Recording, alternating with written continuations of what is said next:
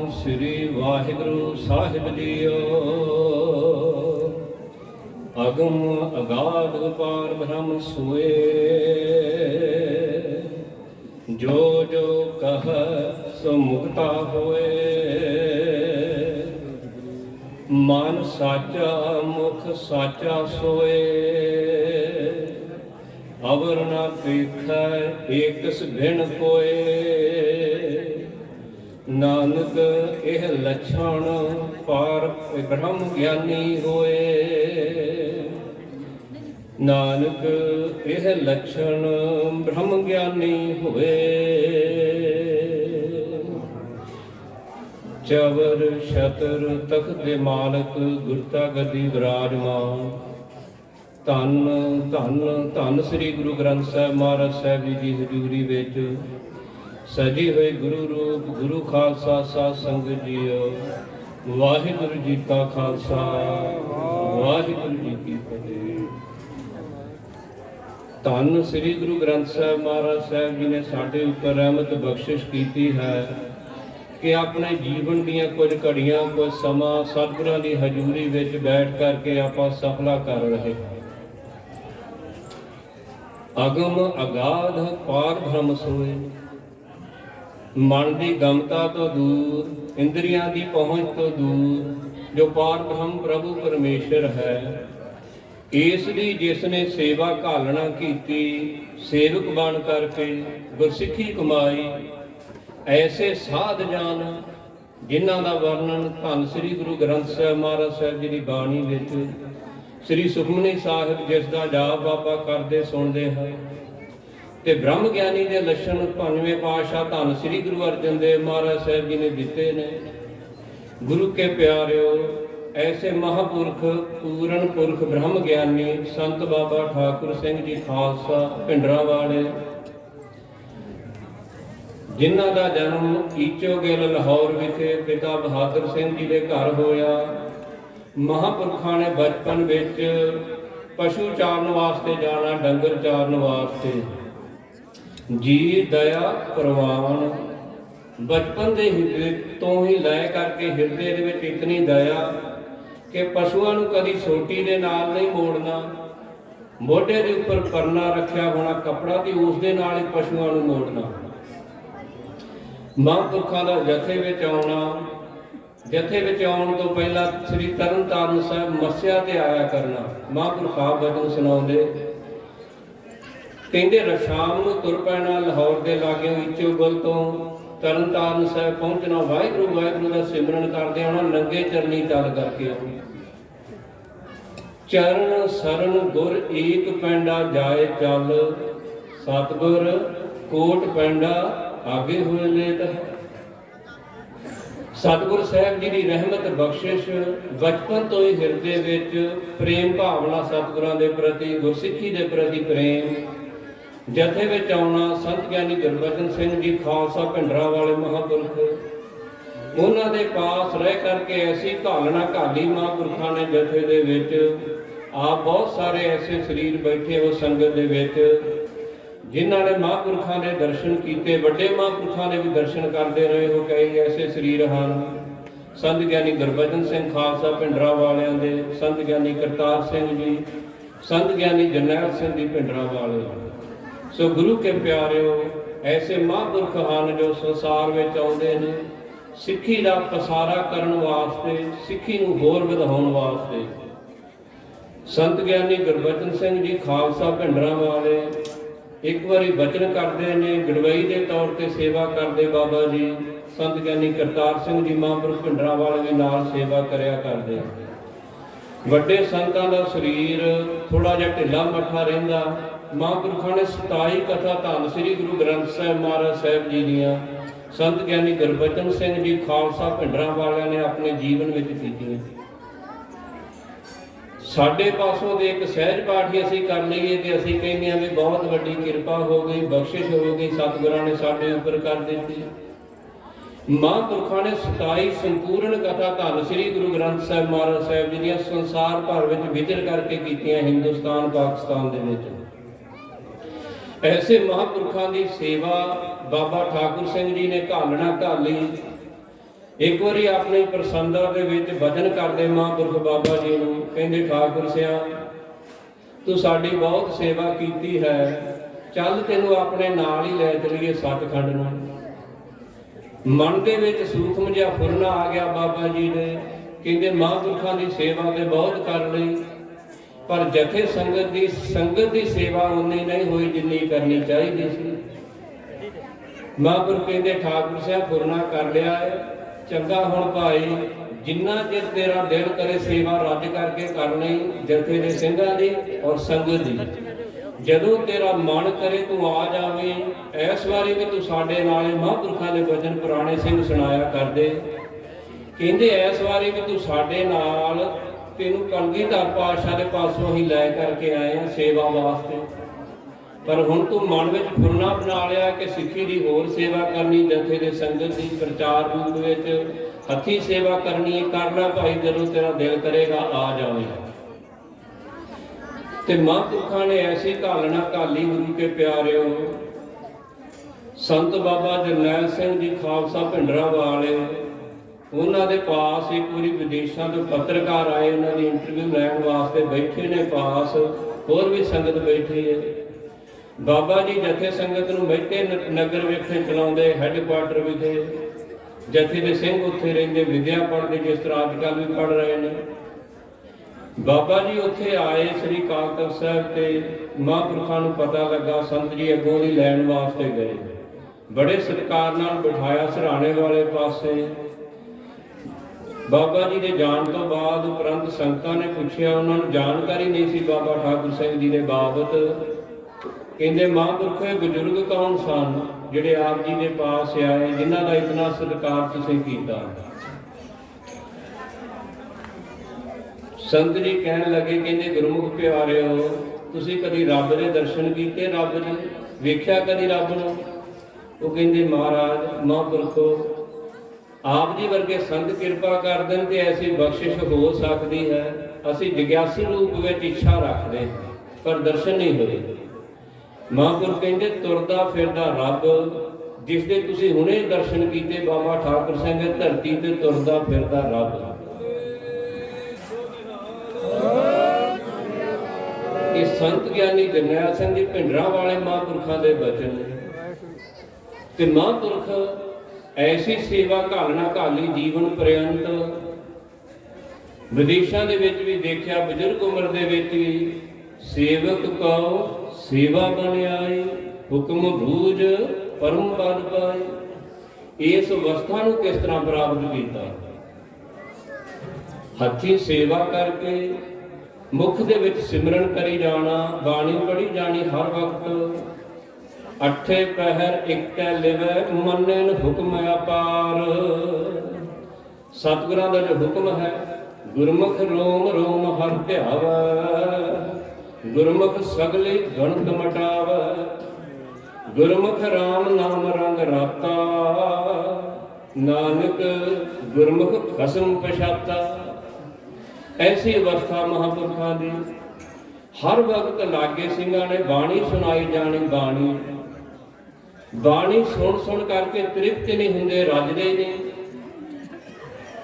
ਜਥੇ ਦੇ ਸਿੰਘਾਂ ਨੇ, ਗੁਰਮੁਖ ਪਿਆਰੇ ਨੇ ਪੰਜ ਗ੍ਰੰਥੀ ਦਾ ਜਾਪ ਸੁਣਾਉਣਾ, ਸੁਖਮਨੀ ਸਾਹਿਬ ਦੇ ਲਗਾਤਾਰ ਪਾਠ ਸੁਣੀ ਜਾਣੇ। ਕਈ ਪਾਠ ਦਿਨ ਦੇ ਵਿੱਚ, ਰਾਤ ਦੇ ਸਮੇਂ ਵੀ ਵਿਰਾਜਣ ਲੱਗਿਆ ਵੀ ਸਿੰਘ ਨੇ ਲਾਗੇ ਉੱਚੀ ਜਗ੍ਹਾ ਤੇ ਬੈਠ ਕਰਕੇ ਬਾਣੀ ਸੁਣਾਈ ਜਾਣੀ। ਹੁਣ ਜੋ ਧੰਨ ਸ੍ਰੀ ਗੁਰੂ ਗ੍ਰੰਥ ਸਾਹਿਬ ਮਹਾਰਾਜ ਸਾਹਿਬ ਜੀ ਕਹਿੰਦੇ ਨੇ ਕਿ ਬ੍ਰਹਮ ਗਿਆਨੀ ਦੇ ਲੱਛਣ ਕੈਸੇ ਨੇ, ਮਹਾਂਪੁਰਖਾਂ ਦੇ ਜੀਵਨ ਦੇ ਵਿੱਚੋਂ ਸਾਨੂੰ ਝਲਕਾਂ ਪ੍ਰਾਪਤ ਹੁੰਦੀਆਂ ਨੇ। ਬ੍ਰਹਮ ਗਿਆਨੀ ਸਭ ਸ੍ਰਿਸ਼ਟ ਕਾ ਕਰਤਾ, ਬ੍ਰਹਮ ਗਿਆਨੀ ਸਾਧ ਜੀਵੈ ਨਹੀਂ ਮਰਤਾ। ਐਸੇ ਮਹਾਂਪੁਰਖ ਜਿਹੜੇ ਨੇ ਆਪ ਤਰੇ ਤਾਰੇਣ ਸਰਿਠਾ, ਆਪ ਤਰੇ ਹੋਏ ਨੇ। ਕਲਗੀਧਰ ਪਾਤਸ਼ਾਹ ਮਹਾਰਾਜ ਸਾਹਿਬ ਜੀ ਦੇ ਚਰਨਾਂ ਵਿੱਚੋਂ ਆਏ, ਸਾਧ ਸੰਗਤ ਨੂੰ ਉਤਾਰਨ ਵਾਸਤੇ। ਜਿਹੜੇ ਗੁਰਮੁਖ ਜਗਿਆਸੂ ਜਨ ਸੰਗਤ ਕਰਦੇ ਨੇ ਐਸੇ ਮਹਾਂਪੁਰਖਾਂ ਦੀ, ਉਹਨਾਂ ਦੇ ਜੀਵਨ ਦੇ ਵਿੱਚ ਵੱਡੀਆਂ ਤਬਦੀਲੀਆਂ ਦੇਖਣ ਨੂੰ ਮਿਲੀਆਂ। ਆਪਾਂ ਵੀ ਅੱਖਾਂ ਦੇ ਨਾਲ ਦੇਖਿਆ ਕਿ ਜੀਵਨ ਭਰ ਉਹਨਾਂ ਨੂੰ ਸੇਵਾ ਕਰਨ ਦੀ ਲਾਗ ਲੱਗੀ ਮਹਾਂਪੁਰਖਾਂ ਦੇ ਪਾਸੋਂ। ਔਰ ਗੁਰਬਾਣੀ ਹਰ ਵਕਤ ਜਪਣ ਦਾ, ਸਰਵਣ ਕਰਨ ਦਾ, ਸ਼ਰਵਣ ਮੰਨਣ ਅਧਿਆਸਨ ਕਰਨ ਦਾ, ਗੁਰਮਤਿ ਦੇ ਵਿੱਚ ਪ੍ਰਪੱਕਤਾ ਪ੍ਰਾਪਤ ਹੋਈ।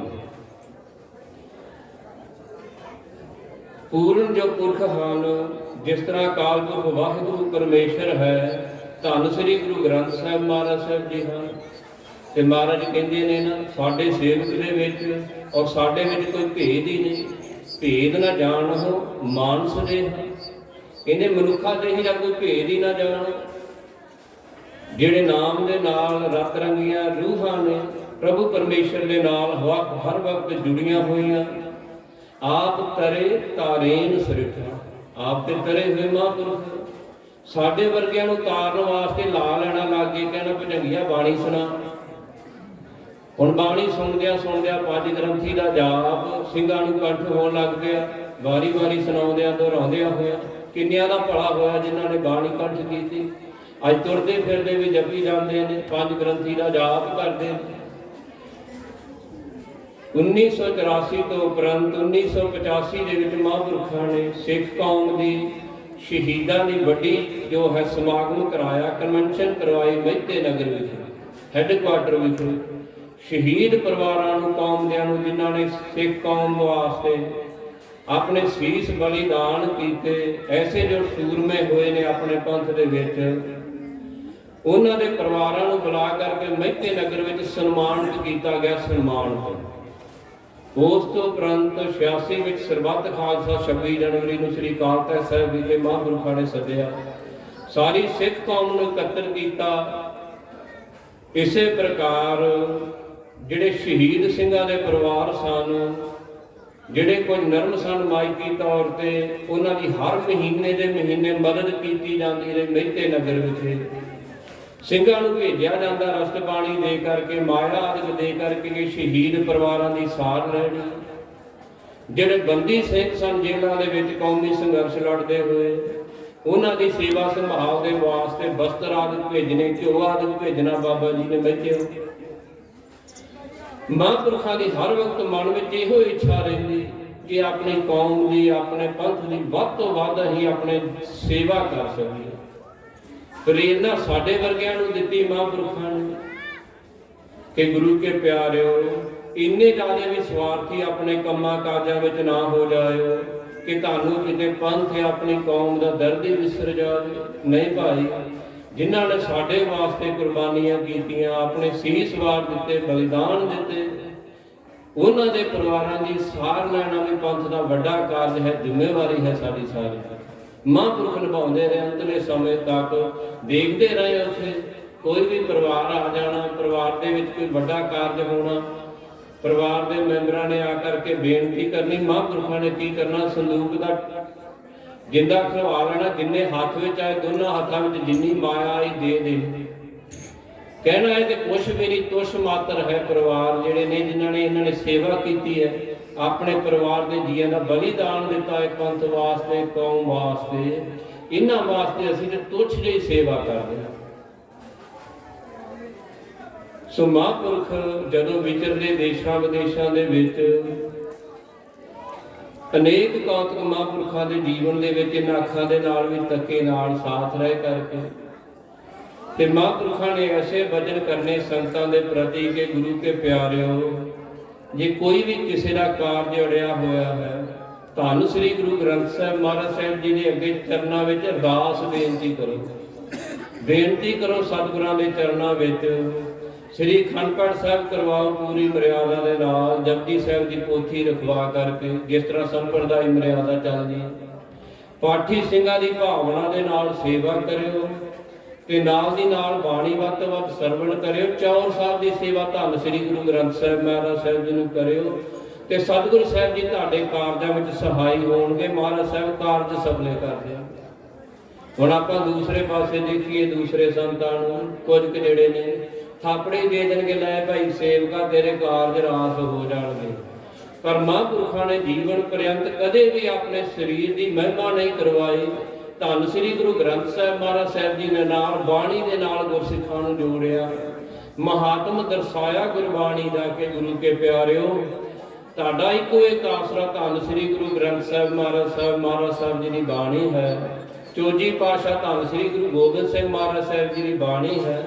ਭਾਈ ਗੁਰਦਾਸ ਜੀ ਦੀਆਂ ਵਾਰਾਂ ਨੇ, ਭਾਈ ਨੰਦ ਲਾਲ ਜੀ ਦੀਆਂ ਗਜ਼ਲਾਂ ਨੇ, ਹੋਰ ਜਿੰਨਾ ਵੀ ਸਾਡਾ ਸਾਹਿਤ ਹੈ, ਪੁਰਾਤਨ ਗ੍ਰੰਥ ਨੇ, ਪੋਥੀਆਂ ਨੇ, ਇਹਨਾਂ ਦਾ ਜਾਪ ਵੱਧ ਤੋਂ ਵੱਧ ਕਰਿਆ ਕਰੋ। ਜਾਪ ਕਰਨ ਦੇ ਨਾਲ ਨਾਲ ਤੁਹਾਡੇ ਹਿਰਦੇ ਵਿੱਚ ਗੁਣ ਵੀ ਆ ਜਾਣਗੇ ਜੋ ਸਤਿਗੁਰੂ ਸਾਹਿਬ ਜੀ ਨੇ ਗੁਰਸਿੱਖਾਂ ਵਾਸਤੇ ਲਾਜ਼ਮੀ ਕਰਾਰ ਕੀਤੇ ਨੇ ਕਿ ਮੇਰਾ ਸਿੱਖ ਕੈਸਾ ਹੋਵੇ,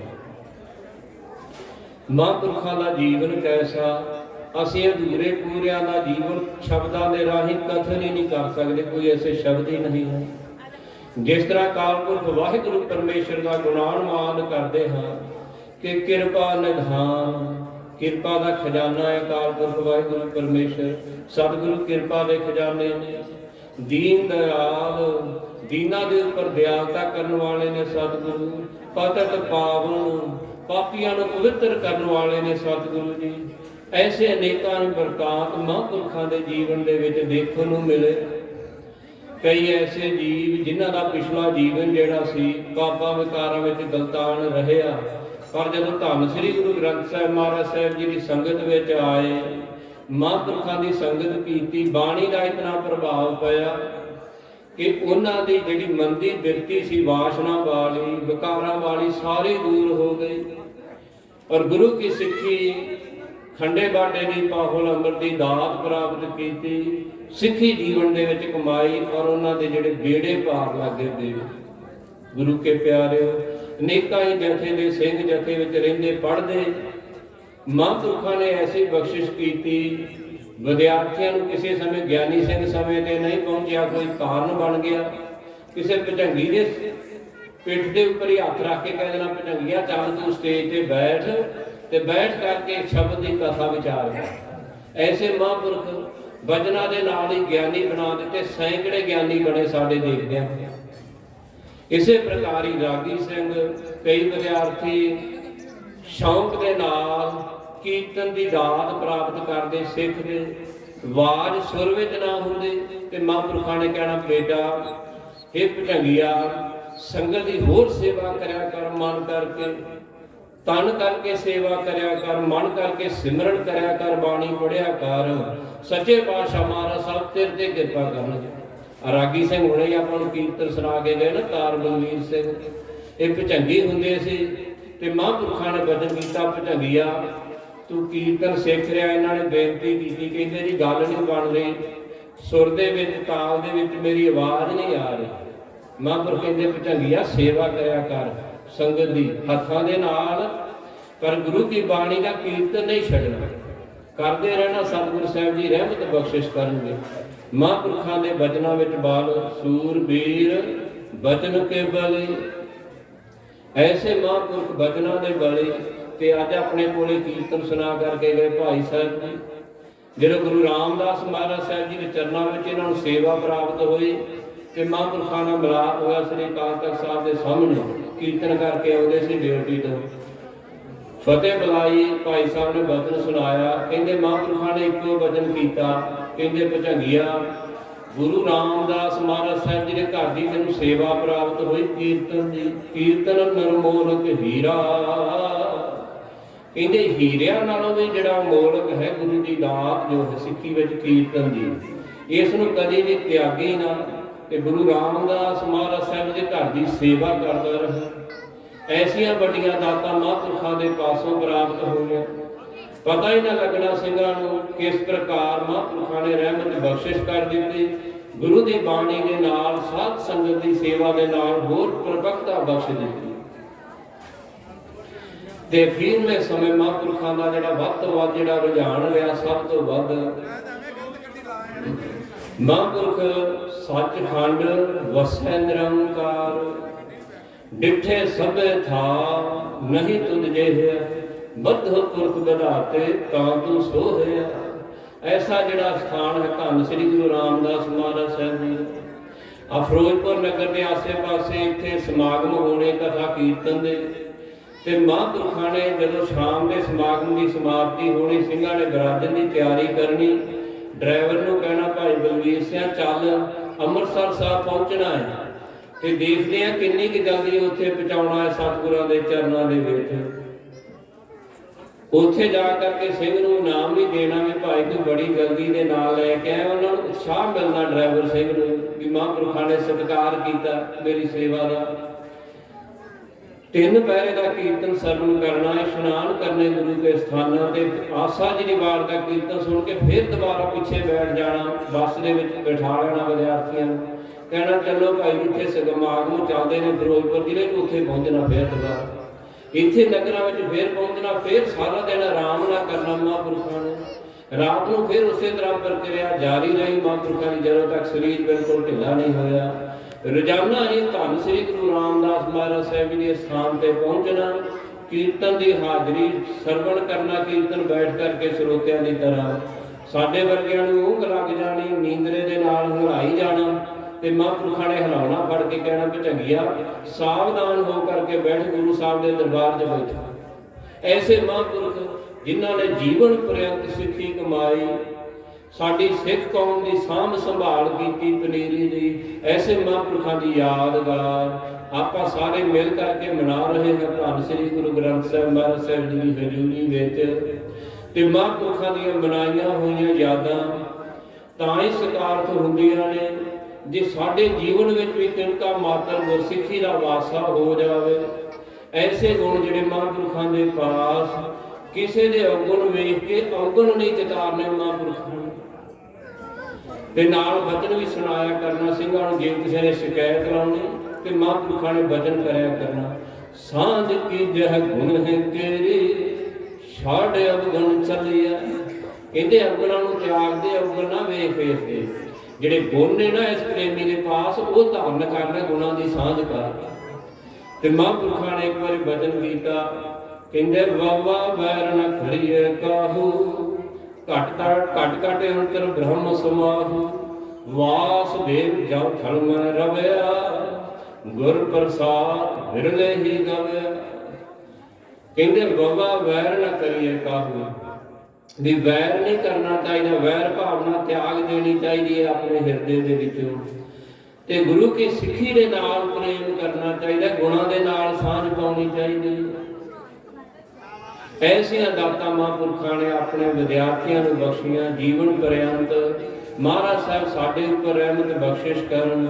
ਕਿਨਕਾ ਮਾਤਰ ਐਸੀ ਦਾਤ ਮਹਾਂਪੁਰਖਾਂ ਦੇ ਜੀਵਨ ਦੇ ਵਿੱਚੋਂ ਜਿਨ੍ਹਾਂ ਦੀ ਸੰਗਤ ਆਪਾਂ ਸਾਰੇ ਕਰਦੇ ਰਹੇ। ਬਹੁਤੇ ਸਰੀਰ ਇੱਥੇ ਦਰਸ਼ਨ ਕਰੀਦੇ ਜਿਹੜੇ ਸੰਗਤ ਕਰਦੇ ਰਹੇ ਮਹਾਂਪੁਰਖਾਂ ਦੀ, ਉਹਨਾਂ ਦੇ ਜੀਵਨ ਦੇ ਵਿੱਚੋਂ ਸ਼ੁਭ ਗੁਣਾਂ ਦੀ ਦਾਤ ਸਾਨੂੰ ਵੀ ਪ੍ਰਾਪਤ ਹੋ ਜਾਵੇ ਔਰ ਸਾਡਾ ਜੋ ਜੀਵਨ ਹੈ ਸਫਲਾ ਹੋ ਜਾਵੇ।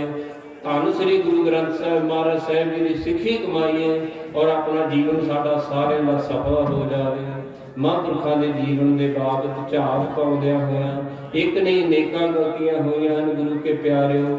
ਹੋਈਆਂ ਭੁੱਲਾਂ ਗਲਤੀਆਂ ਦੀ ਮੁਆਫੀ ਬਖਸ਼ੋ, ਅੱਗੇ ਵਾਸਤੇ ਸਮਤ ਬਖਸ਼ੋ। ਦੇਹੋ ਸਜਣ ਅਸੀਸੜੀਆਂ, ਜਿਉ ਹੋਵੇ ਸਾਹਿਬ ਸਿਉ ਮੇਲ। ਵਾਹਿਗੁਰੂ ਜੀ ਕਾ ਖਾਲਸਾ, ਵਾਹਿਗੁਰੂ ਜੀ ਕੀ ਫਤਿਹ।